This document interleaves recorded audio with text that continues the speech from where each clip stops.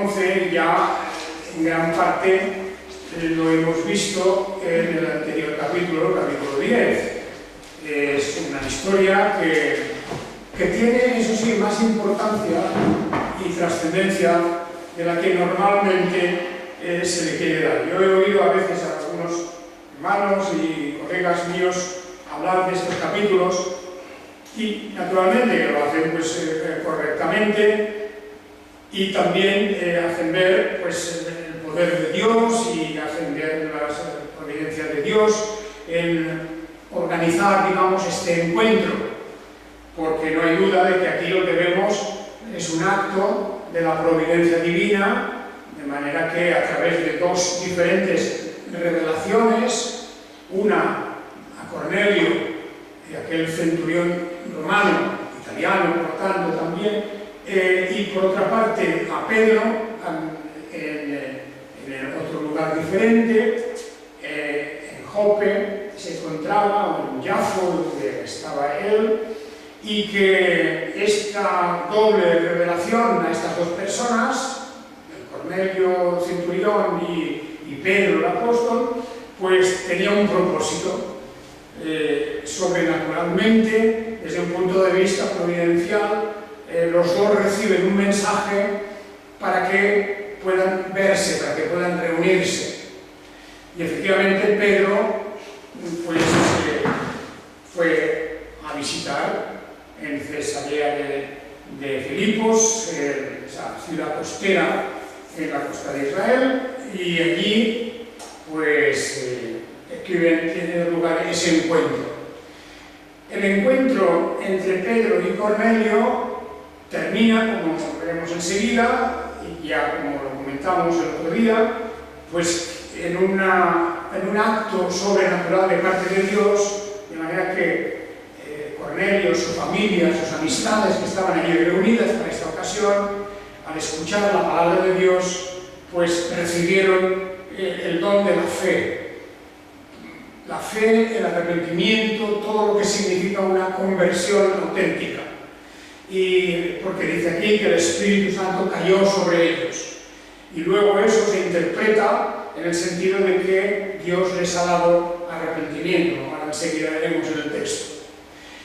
Efectivamente, esto es una obra milagrosa, pero lo fundamental de todo no es solo la conversión de esas dos personas, es decir, de Cornelio y las otras personas, los demás que estaban allí. Eso no es lo fundamental es que estas eran gentiles, y hemos ya subrayado varias veces este hecho, eran gentiles. Fijaos que no es lo mismo decir gentiles que decir, como en los primeros capítulos del libro de los Hechos habíamos hablado de los helenistas. ¿Os acordáis?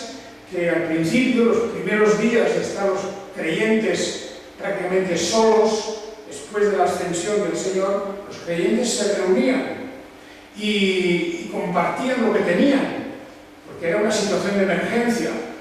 Y allí, entre estos creyentes, que eran todos judíos, pero había unos que eran judíos helenistas, que quiere decir que eran no de la pura cepa de los hebreos, sino que eran griegos que habían creído en el judaísmo y se habían convertido al judaísmo.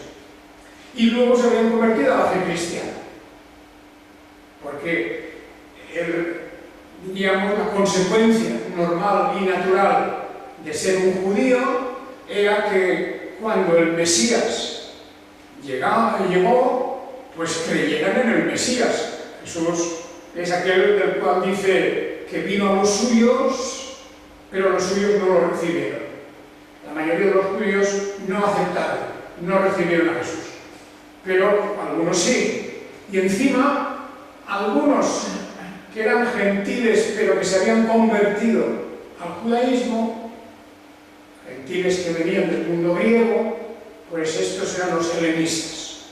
Así que en aquel tiempo, los judíos ya tenían dentro de lo que podríamos llamar el pueblo, la nación hebrea, ya tenían una parte de personas que no eran hebreos, pero sí que eran de religión judía. Supongo que se entiende claro eso, ¿verdad? Lo que no había, naturalmente que no, eran los gentiles, los que eran, diríamos, simplemente se mantenían en sus religiones paganas y estos pues estaban fuera. Entonces, ¿cuál es la diferencia aquí? Lo que ocurrió estando Pedro en casa de Cornelio es que directamente Cornelio y los suyos, que eran gentiles paganos que venían del paganismo romano, al escuchar el mensaje del Evangelio sobre la persona de nuestro Señor Jesucristo, pues resulta que ellos, dice aquí, recibieron directamente el Espíritu de Dios, Espíritu Santo, que se tradujo en una conversión auténtica, para creer que Jesús era el Mesías. De manera que de forma directa, del paganismo al cristianismo, sin pasar, como los helenistas habían pasado, del paganismo primero al pueblo de Israel, como judíos, y de ser judíos pasaron a ser cristianos. Ese camino directo, esa conversión directa de gentiles, de paganos, al cristianismo, es lo que aquí se celebra de una manera extraordinaria, porque cuando los hermanos cristianos, la iglesia de Jerusalén, la iglesia cristiana que había en Jerusalén, se enteraron por el informe que les dio Pedro de que los gentiles se habían convertido, pues eso significó para ellos algo extraordinario, algo nuevo, que al principio no fue bien recibido. Lo comentábamos el domingo pasado también, de alguna manera, que cuando Pedro fue a Jerusalén, fijaos en el capítulo 11 y versículo 2, cuando Pedro subió a Jerusalén, los de la circuncisión discutían con él. Los de la circuncisión quiere decir los cristianos que eran de origen judío, por lo tanto que eran circuncidados. Este tema de la circuncisión vuelve a aparecer muchas veces en la Biblia y supuso grandes problemas al principio del cristianismo, porque los primeros cristianos de origen judío querían obligar a todos no solo a ser bautizados, sino también a ser circuncidados. La circuncisión era la señal del pacto en el Antiguo Testamento hasta la venida de Jesús, y por lo tanto muchos pensaron que eso tenía que continuar y que el bautismo era otra cosa. Y más tarde, en las cartas apostólicas, San Pablo, particularmente, él vendrá a decir que eso ha terminado, la circuncisión, tal como la practicaban ya los judíos, eso se había terminado, porque la circuncisión era una señal en el cuerpo del varón que significaba que estaba obligado a guardar la ley, toda la ley de Moisés. Es decir, ser circuncidado equivalía a someterse a todos los mandamientos de la ley, con la pretensión, como tenían los mismos judíos de este tiempo, de que ellos eran capaces de cumplirla. Y con eso se destruía la idea de la gracia, la idea del perdón de Dios gratuito, de un perdón que viene por la obra y el sacrificio de nuestro Señor Jesucristo. El perdón no es algo que ganamos nosotros manteniéndonos siempre en perfección, cumpliendo todos los mandamientos de la ley. Eso es imposible. El perdón es un perdón gratuito de parte de Dios en virtud de lo que ha hecho el propio Señor Jesucristo. De manera que esto es lo que el apóstol Pedro se encontró cuando regresa a Jerusalén. Lo primero es que se encuentra pues con la incomprensión. No aceptan estos hermanos, los judíos, ¿verdad?, que estaban allí en Judea, cuando se enteraron de que los gentiles habían recibido la palabra de Dios, pues bueno, cuando fue Pedro a Jerusalén, esto es lo que dice el versículo 2, que cuando Pedro subió a Jerusalén, los de la circuncisión discutían con él y dijeron, fijaros, me echaron en cara que había entrado a casa de hombres incircuncisos, hombres que tienen prepucio, dice aquí, y que había comido con ellos. ¿Os acordáis? La semana pasada hablábamos un poco también ya de esto. Esto era una gran ofensa, esto era un insulto, esto era algo que realmente no podían admitir los de origen judío. Bien, de esta manera pues tenemos ya encarrilada la cuestión y quisiera también por otra parte recordar una cosa.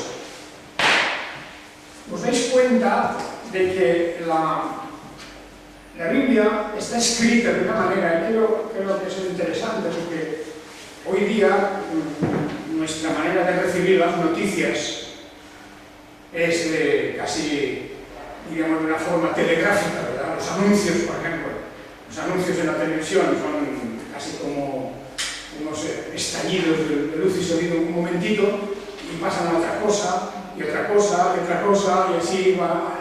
Y realmente la cultura de hoy de transmitir las noticias es lo más corto posible, lo más rápido posible y muchas cosas a la vez. La Biblia no es así. La Biblia tiene una noticia prácticamente es única. Es una sola historia. Es una historia que viene desde los orígenes de la humanidad hasta el fin del mundo. Pero es la misma historia siempre. Y la manera de transmitirnos esa historia no es como la cultura de hoy. Rápido, recortado y ya está.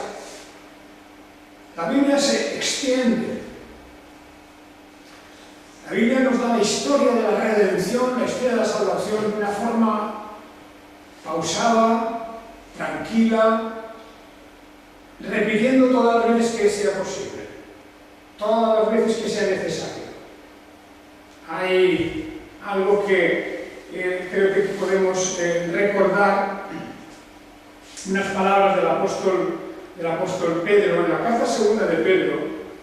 Fijaos lo que él dice en este texto, en el capítulo 1 de segunda de Pedro. Os leo desde el versículo 3 hasta el 7. Dice, por cuanto todas las cosas que pertenecen a la vida y a la piedad nos han sido concedidas por su divino poder, mediante el conocimiento pleno del que nos llamó por sus gloriosas proezas, por medio de las cuales nos ha dado preciosas y grandísimas promesas, para que por ellas llegarais a ser consustanciales con la naturaleza divina, habiendo huido de la corrupción que hay en el mundo a causa de la concupiscencia. Así también vosotros poned toda diligencia en añadir a vuestra fe virtud, a la virtud conocimiento, al conocimiento dominio propio, al dominio propio paciencia, a la paciencia piedad, a la piedad afecto fraternal y al afecto fraternal el amor. Porque si estas cualidades están en vosotros y abundan, no os dejarán estar ociosos ni estériles en el conocimiento pleno de Jesús, el nuestro Señor. ¿Qué significa este pasaje? Pues que las grandiosas y preciosas promesas que nos han llegado hasta nosotros, eso se va consolidando, se va afirmando a través de un proceso. Como cuando dice aquí, que pongamos toda diligencia, toda atención, toda nuestra voluntad en añadir a la fe virtud, a la virtud conocimiento, al conocimiento dominio propio. Fijaos, como una serie de capas que se van superponiendo una encima de otra con todo lo que eso significa para que podamos realmente estar preparados y dispuestos para el conocimiento de Dios. Bien, es por lo tanto un sistema, la Biblia tiene un sistema de enseñanza que va como añadiendo a lo anterior y si hace falta repitiendo cosas que ya sabemos, como vemos aquí en el libro de los Hechos de los Apóstoles, ¿verdad? Algo fantástico, y es que el apóstol Pedro, o mejor dicho, el escritor del libro de los Hechos, el escritor Lucas, nos cuenta la misma historia en el capítulo 10 y en el capítulo 11, casi palabra por palabra. Repite, primero lo dice, la primera vez lo dice contando el hecho mismo, y luego nos repite la historia diciendo: entonces fue a Jerusalén y les contó a los hermanos esto, y vuelve a repetir lo anterior, casi palabra por palabra. Es muy significativo que tengamos esta forma de enseñanza en la Biblia, porque no es solamente que tengamos, vamos a decir, una especie de conocimiento superficial, incluso aunque tengamos buena memoria y retenemos las cosas. Una cosa es saber y tener aquí una información, otra cosa es que esa información haya descendido, por así decirlo, como en una ilustración, y se haya esparcido por todo nuestro ser, espíritu y cuerpo, todo nuestro ser, nuestro pensamiento, nuestro intelecto, nuestras emociones, nuestra memoria, todo ha de estar, y desde luego, sobre todo la voluntad, que domine la palabra de Dios sobre nuestra voluntad. Esa es la manera en la que podemos decir que de verdad el mensaje del Evangelio llega a nosotros. No es suficiente. Yo conozco personas que saben muchos versículos de memoria y van citando versículos aquí y allá. Luego en la realidad parece que no se ha entendido, sin embargo, bien el mensaje, porque el mensaje de la Biblia no viene en versículos aislados, sueltos, por aquí y por allá. Es un mensaje que hay que comprender en su globalidad, y lo que hace aquí el apóstol Pedro es explicarles la historia entera. Y para si no nos hemos enterado, que luego leemos, Lucas, el que escribe este libro, la repite otra vez, porque podría haber dicho, pues bueno, fue Pedro y les contó lo que había pasado. Lo que había pasado lo sabemos en el capítulo anterior, pero no, Pedro, aquí se repite, Lucas hace que Pedro se repita otra vez todo. Es significativo, sí que es significativo, porque como digo, nuestra cultura de hoy es de todo rápido y superficial, y de eso la palabra de Dios nada de nada. Nada de nada. La palabra de Dios quiere que entendamos perfectamente y bien todo este mensaje. Bueno, pues yo creo que eso es algo que tenemos que comprender y valorar cuando leemos la Biblia, y a veces uno piensa: vaya, otra vez nos está contando lo mismo, yo ya esto ya lo sabía. Es que no es cuestión de ya lo sabía. Claro, pues muchas cosas las sabemos, pero es cuestión de que fijemos la atención en los hechos que está contando. Aquí concretamente acaba de ocurrir algo fundamental. El apóstol Pedro, haciendo uso de aquellas llaves del reino de los cielos que en Mateo 16 el Señor Jesucristo le entrega: aquí te daré las llaves del reino de los cielos. Haciendo uso de esto, Pedro tiene el privilegio de abrir la puerta de este reino, que es la Iglesia de Dios, el pueblo de Dios y el reino de Dios sobre ese pueblo, pues abrirle las puertas a los gentiles. Nada menos. Eso es algo extraordinario. Y esto se repite una y otra vez. Fijaos que, por ejemplo, un poquito más adelante, en el libro de Hechos, el capítulo 15, vuelve a aparecer el problema de la circuncisión. Y en el capítulo 15 de Hechos dice: pero algunos que habían bajado de Judea decían a los hermanos: a menos que seáis circuncidados conforme al rito de Moisés, no podéis ser salvos. Otra vez el mismo problema. Cuando Pedro llegó a Jerusalén, le echaron en cara que se había reunido con personas incircuncisas, que había comido con ellos. Bueno, eso era terrible para un judío. Y es que eran hermanos cristianos quienes estaban diciendo eso. Pero aún no habían comprendido lo que había pasado. Se ha cambiado. El antiguo pacto ha terminado su función y ya comenzamos una era nueva. Incluso la propia estructura de la Iglesia de Dios, el pueblo de Dios, eso ha cambiado. Ya no es solamente el pueblo de Israel. Todos están llamados. A todos se les está invitando. Y sobre aquellos que Dios derrame su espíritu para el arrepentimiento y para la fe, estos entrarán en ese reino de Dios. Por lo tanto, fijaos, venían a decir, y ya cuando ocurrió esto, ya hacía bastante tiempo que la Iglesia estaba formada y ya estaba en marcha y todo, y nada menos que se presentaron allí algunos que habían venido de Judea, porque esto ocurre en Antioquía, habían bajado desde Judea y decían a los hermanos que si no se circuncidaban conforme al rito de Moisés, no podían ser salvos.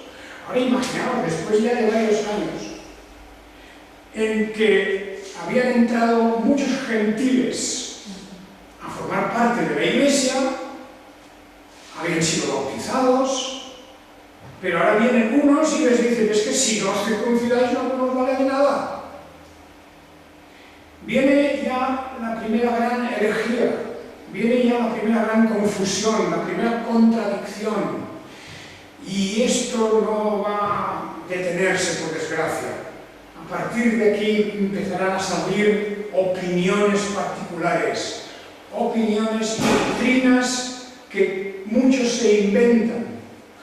Unos diciendo esto, otros diciendo lo contrario, bueno, y aparecerán opiniones de diversas clases. No os extrañéis que hoy, en el mundo de hoy que vivimos, las opiniones y versiones y diferencias dentro de la fe cristiana son enormes, incontables.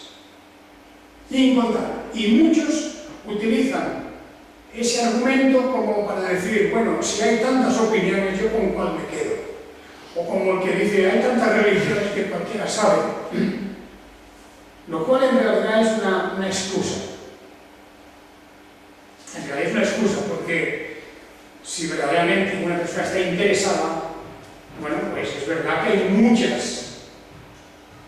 Pero es verdad que cuando vamos a comprar un objeto, una máquina, cualquier cosa, y en el mercado hay 20, 30, 40, 50 marcas diferentes, tipos, modelos, prestaciones, todo, y nosotros queremos encontrar la adecuada, pues nos esforzaremos en analizar una, la otra, mirar esto, lo otro, es decir, las examinaremos. Y eso es un pobre ejemplo, porque aquí se trata de algo mucho más importante. Así que unos dicen: tenéis que circuncidaros, otros dicen: no tenéis que circuncidaros. Y ahí se encontraban, pues, entre dos fuegos los primeros cristianos. Bueno, pues hay que estudiar eso, hay que analizarlo. Esto es algo mucho más importante que ir a comprar una máquina. Es mucho más importante. Aquí tenemos algo que afecta a nuestro futuro y a nuestra eternidad. Y por eso no tenemos nunca que escatimar esfuerzos, aunque sea a base de repetir y repetir y repetir. Verdaderamente, esto es algo que es urgente que lo comprendamos. Y el apóstol Pablo y Pedro y otros una y otra vez lo dicen en sus cartas, que aunque ya sabéis estas cosas, no nos cansaremos de repetirlas. Claro. Porque ya digo, no es lo mismo saber una cosa que tener todo nuestro ser, nuestra conciencia, nuestra voluntad y todos nuestros conocimientos absolutamente convencidos y que eso llene nuestro ser para ponerlo en práctica en la vida real. Esa es la cuestión.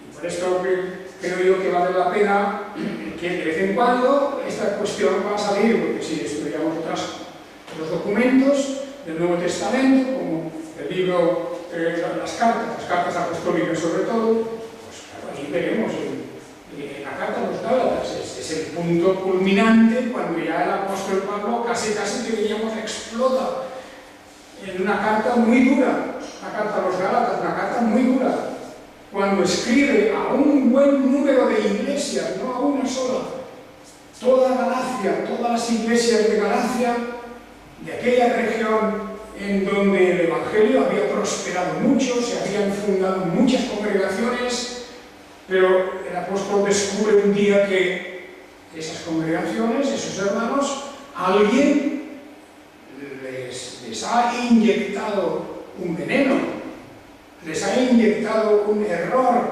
en las iglesias de Galacia, volvían otra vez marcha atrás. En vez de seguir adelante en el camino del Evangelio, se iban hacia atrás a la ley de Moisés, a los mandamientos antiguos, a las ceremonias, a los sacrificios, a todas aquellas cosas que ya habían quedado anuladas por completo. Y claro, hay una cierta desesperación cuando escribe el apóstol de esa carta a los Gálatas diciéndole: hermanos, ¿qué estáis haciendo? Pues fijaos, aquí en el Hechos 11 tenemos un poco ya los orígenes de esa situación. Los hermanos, los que eran de la circuncisión, les llaman aquí, o sea, los que estaban en favor de la circuncisión, además del bautismo, creían que Jesús era el Mesías, pero no habían entendido que esa ley, la ley de Moisés, había cumplido su función y que quedaba ahí como un gran ejemplo de lo que es la santidad de Dios y de muchas cosas, pero no para que continuemos sujetos nosotros a la ley. Muy bien, ahí pues tenemos el esfuerzo que tiene que hacer el apóstol Pedro. Aquí tiene que hacer un esfuerzo para contarles esta vez de nuevo y para explicarles lo que ha sucedido. Por eso el capítulo 10 y 11 casi una repetición, ¿verdad? Y efectivamente, entonces él dice, el apóstol les dice aquí, Pedro, que está contando a los hermanos de Jerusalén, el testimonio suyo, y el Espíritu me ordenó ir con ellos sin dudar, y estos 6 hermanos fueron también conmigo. Fijaos que fueron nada menos que 7 personas, desde Jope hasta Cesarea de Filipos, y en ese viaje de estas 7 personas, fijaos si era importante que se desplazaron esos 7 a casa de Cornelio. Y en Cornelio había un buen número de personas, su familia y sus amistades y todo. Era un hombre conocido en Cesarea y, por lo tanto, él estaba convencido de que algo grande iba a ocurrir porque había tenido aquella visión tan extraordinaria, ¿verdad?, que le ordenaba llamar a Pedro.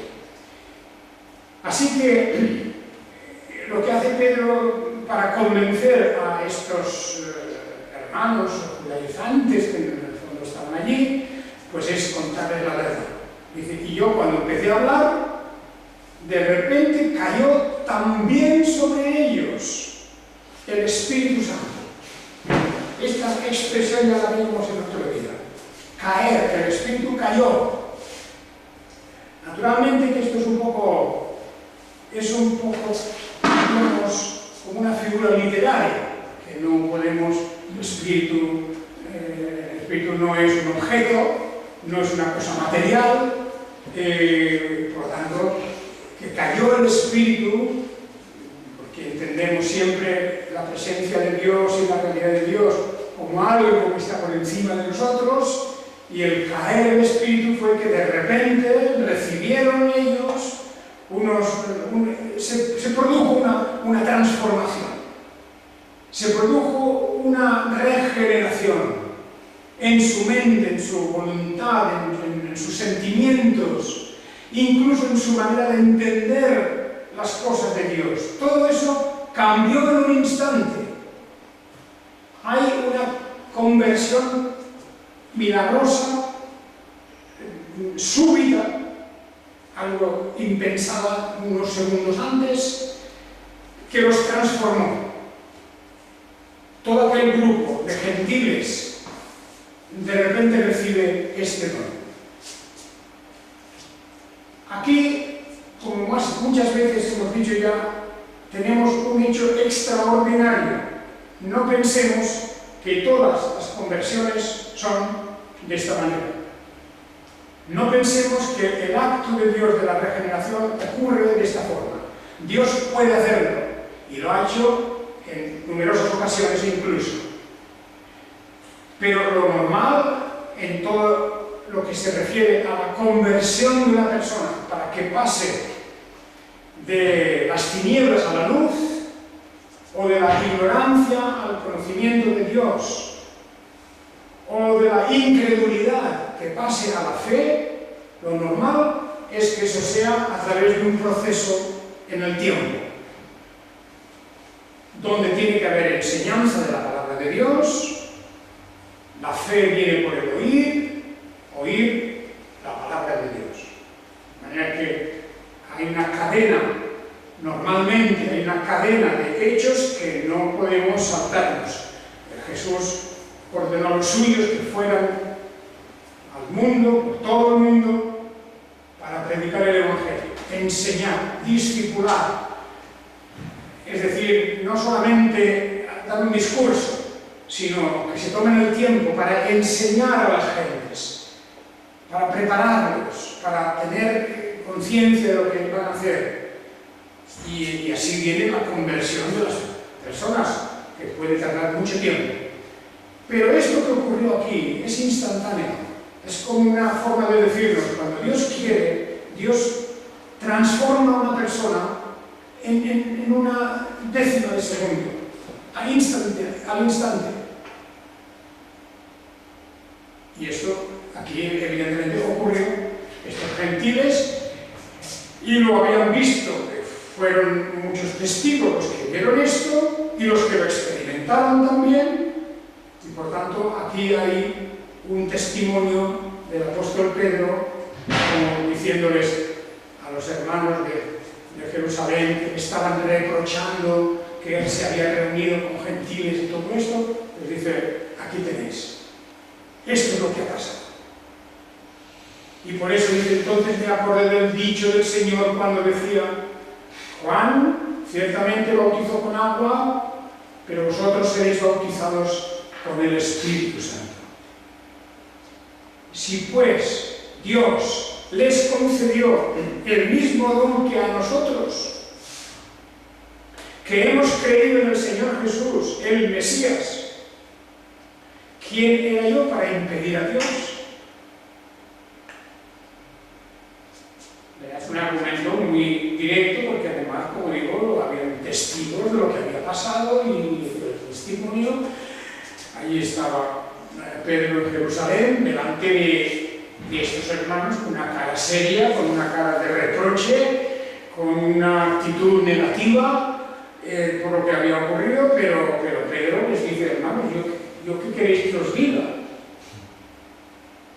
Si el Señor ha hecho esto, si esta gente ha sido transformada y convertida repentinamente, como diciendo si yo no he hecho nada. Aquí vemos incluso una conversión en la que el predicador no tiene nada que ver casi. Ha sido un mensajero que ha ido de parte de Dios a decirle, mira, ¿qué quieres? ¿Qué quieres? ¿Para qué me llamas? Pues, claro, Cornelio dice, pues Dios quiere, he tenido una visión y me ha dicho que vaya a llamarte. ¿Qué tienes tú que decirme? O sea, que queda ahí una especie de impasse entre los dos y eso sí, normalmente Pedro cumple su misión y le cuenta lo más elemental respecto a Jesús de Nazaret, que Dios lo ungió con el Espíritu Santo y poder, que anduvo haciendo el bien y sanando a todos los oprimidos por el diablo porque Dios estaba con él, y nosotros somos testigos de todas las cosas que hizo, y lo mataron, lo colgaron en el madero, pero luego al tercer día resucitó. Fijaos, el evangelio que le predica Pedro a Cornelio es lo elemental. Aquí no hay ni oratorias, ni cuentos, ni historias, ni ilustraciones, ni fábulas, no hay nada. Le dice los hechos de la manera más sencilla posible, que Jesús de Nazaret ha sido aquel que de parte de Dios, Jesús de Nazaret se refiere al hombre Jesús de Nazaret, naturalmente, que el poder de su divinidad va haciendo estas cosas y que murió y resucitó al tercer día. Y Cornelio y los demás de momento no necesitaron otra cosa, era creer en él. Como ya llevaban ellos un tiempo viviendo en tierras de Israel, y como eran personas de espíritu religioso, Cornelio, igual que otros gentiles que vivían allí, se habían ido poco a poco, diríamos, habían ido absorbiendo la enseñanza del judaísmo, la enseñanza del Antiguo Testamento. Y les gustaba, porque venían de un mundo, el mundo pagano, de muchos dioses, de un desbarajuste en todo lo religioso, y al ver el orden que nos presenta el Antiguo Testamento, de un Dios todopoderoso, un Dios que no tiene rival, y que es un Dios de misericordia, pero al mismo tiempo un Dios de justicia, que no deja impune el delito. Pues esta gente les gustó, a estos gentiles que estaban allí les gustaba. Y por tanto, en cierta manera, ya había una preparación. Y cuando se les dice que el cumplimiento de todo eso es la persona de Jesús que ha venido, que ha muerto y que ha resucitado, entonces no necesitaron más. Con eso, el Espíritu de Dios cae sobre ellos y se produce esa transformación, ese arrepentimiento. Fijaos, el versículo 18, que es el último de esta serie que estamos viendo, dice, claro, aquellos que estaban escuchando con cara seria y larga, dice, al oír esto, se callaron y glorificaron a Dios, diciendo, de manera que también a los gentiles ha dado Dios el arrepentimiento para vida. Fijaos este texto, el asombro de estos judíos recalcitrantes, cristianos, pero judíos tradicionalistas. Había que circuncidar, había que seguir la ley de Moisés, había que guardar el Shabbat, el día de reposo igual, había que continuar con los sacrificios, todo igual. Ellos no querían renunciar a nada. Y ahora llega el momento en que ocurren estas dos cosas. Por una parte, entran los gentiles en la Iglesia de Dios, sin circuncisión, y por otra parte, los que son de la circuncisión tienen que callar y reconocer que están en un nuevo orden. La Iglesia de Dios es ahora una Iglesia universal, en donde Dios no hará diferencia entre circuncidados y no circuncidados, entre los descendientes de Abraham según la carne y según la sangre, y los que no son descendientes de Abraham según la sangre, pero son descendientes de Abraham según la fe, que será un argumento que más tarde aparecerá en las cartas de San Pablo diciendo: todos somos hijos de Abraham. Unos lo sois de sangre, otros lo somos por la fe. Porque la transformación, la justificación que llegó a Abraham fue por la fe. Y nosotros, igual que Abraham, creemos y por lo tanto somos hijos de Abraham y participantes de la vida eterna. Muy bien, pues bien, hermanos, la última cosa que digo es que al escuchar estas cosas, claro, hay una buena noticia aquí, es que estos judíos endurecidos, estos cristianos, estos hermanos que estamos hablando de ellos, estos que eran en favor de la circuncisión, se callaron y de repente podemos decir que cambió su actitud. Un verdadero milagro, ¿no? Porque no hay cosa más dura de convencer que a un judío ortodoxo que está aferrado como una lapa a la ley de Moisés. Y estos, en ese momento, vamos a decir que se ablandaron. En ese momento se convierten en tolerantes. Tolerantes porque lo ven. Porque Pedro también había sido como ellos. Y lo ven que Dios ha transformado su corazón. Es lo que hemos de tomar nota siempre nosotros. En nuestra vida, Dios siempre nos puede estar enseñando cosas nuevas. Nunca, podemos decir, hemos llegado a la perfección, porque cada día nosotros estamos intentando aprender más. Y cuando eso llega, el momento hemos de abandonar el orgullo y la cerrazón de la mente y decir: pues sí, es verdad, lo que Dios ha hecho, nosotros no podemos discutirlo.